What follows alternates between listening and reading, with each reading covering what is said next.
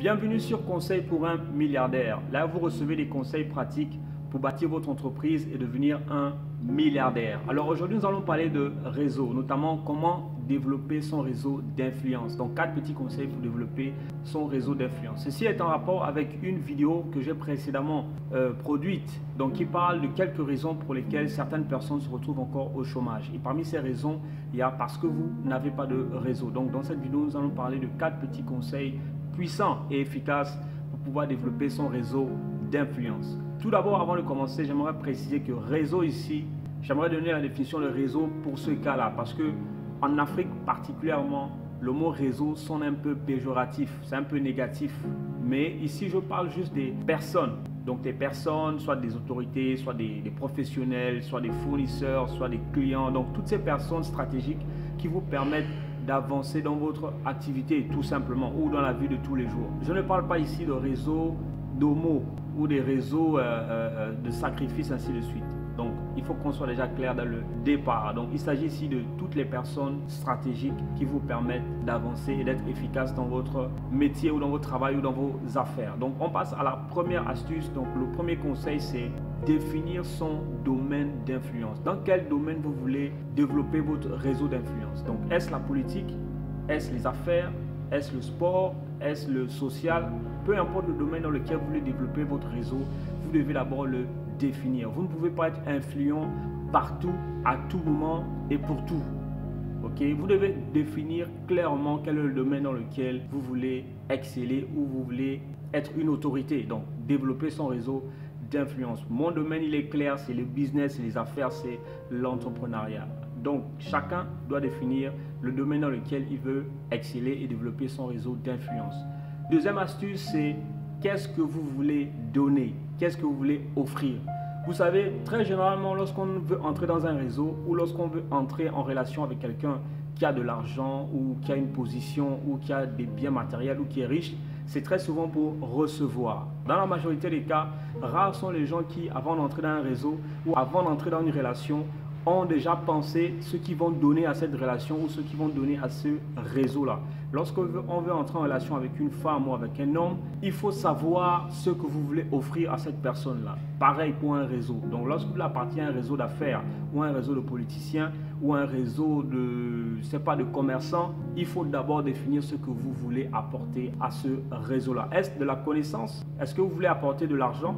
Est-ce que vous voulez apporter un réseau également? Donc, vous pouvez appartenir à un réseau de politiciens et vous voulez entrer dans un réseau d'hommes d'affaires, par exemple. Donc, vous pouvez apporter ce réseau de politiciens-là à ces hommes d'affaires-là. Comme vous pouvez appartenir à un réseau de commerçants et vous voulez introduire ce réseau de commerçants à un réseau d'associations et ainsi de suite. C'est juste des exemples. Donc, c'est pour vous dire que vous pouvez apporter soit de l'argent, soit du matériel, soit de la connaissance, soit un réseau également, connecter deux réseaux pour former un big network, donc un big réseau.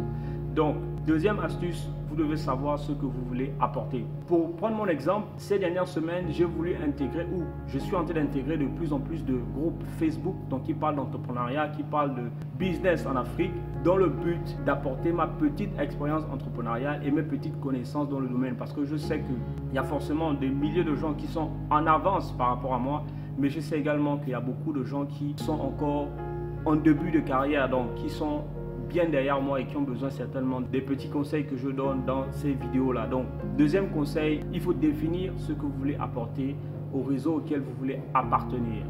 Nous passons à la troisième astuce. La troisième astuce pour développer son réseau d'influence, c'est qu'est-ce que vous recherchez?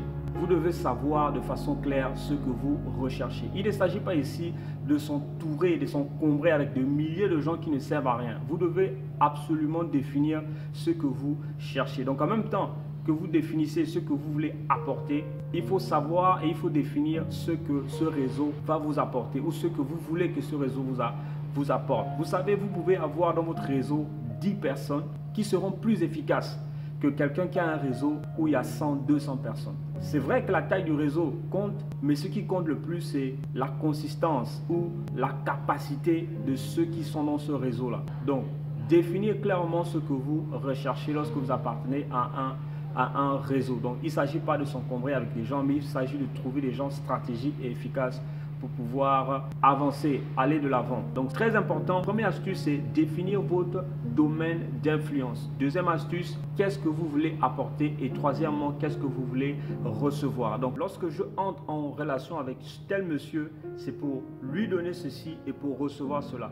Lorsque j'entre dans ce réseau, c'est pour leur donner ceci et recevoir cela. Lorsque j'entre en relation avec telle personne, c'est pour donner ceci et recevoir cela. Lorsque j'entre dans tel groupe Facebook ou tel groupe WhatsApp, voici ce que j'apporte et voici ce que je reçois.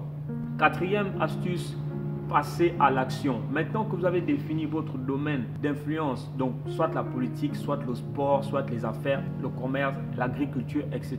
Maintenant que vous savez ce que vous voulez apporter à ces domaines-là, maintenant que vous savez ce que ces domaines-là peuvent vous apporter, maintenant, vous devez les contacter. Si c'est une organisation, vous devez la contacter. Si c'est un groupe Facebook ou WhatsApp, vous devez demander à intégrer ce groupe de façon concrète.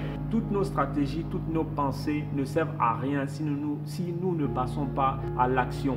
Donc, contactez les groupes Facebook. Si ce sont des personnes physiques, contactez-les. Si c'est une entreprise, soit vous allez sur place, soit vous prenez les contacts, vous appelez. Si c'est des groupes Facebook, donc vous demandez à intégrer des groupes et ainsi de suite. Donc, mon credo, vous le connaissez, c'est arrête de rêver et passe à l'action. Donc, voici les 4 petits conseils puissants et efficaces qui vont vous permettre, si vous mettez en pratique, de bâtir votre réseau d'influence. L'homme s'appelle Aldibas. Si tu as aimé la vidéo, n'oublie pas de liker, n'oublie pas de partager et n'oublie pas de t'abonner à la page pour recevoir des conseils pratiques pour bâtir ton entreprise et devenir un milliardaire. L'homme s'appelle Aldibas pour vous dire qu'il n'y a que l'action qui compte. Alors arrêtez de rêver et passez à l'action. Pour que la vie soit smooth, pour évacuer le stress, mais il faut que je paie mes 12. Yes, pour l'amour du cash. Et on peut le faire en dessous de la table, on s'en fout que tu le saches. Parce qu'en fait, si je pouvais, j'arrêterais de payer des taxes. On commet des crimes parfaits sans laisser de traces.